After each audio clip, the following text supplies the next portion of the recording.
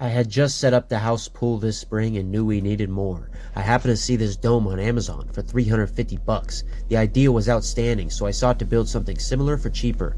I used some handy dandy 45, some T's, a cross, and a whole lot of 3/4 inch PVC pipe, a tape measure, a sawzall, and a marker, as well as a 20 by 40 foot heavy duty plastic sheet from HD.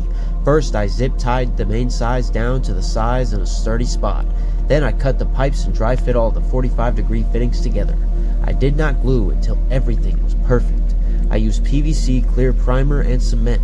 I cut them, I marked them where they needed to go, and all was good after I let them cure for 3 hours.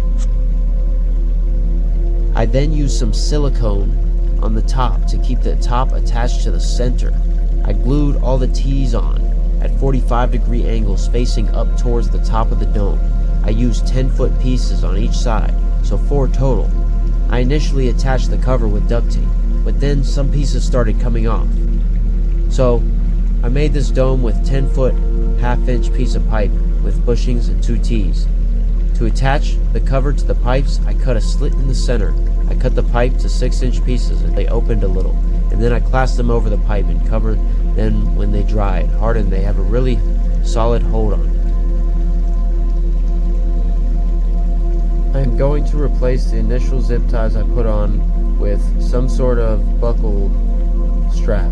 That way I can easily remove the entire dome with maybe one more person's help and slide it off when it is really nice and sunny outside, or after the dome is used to heat up the pool.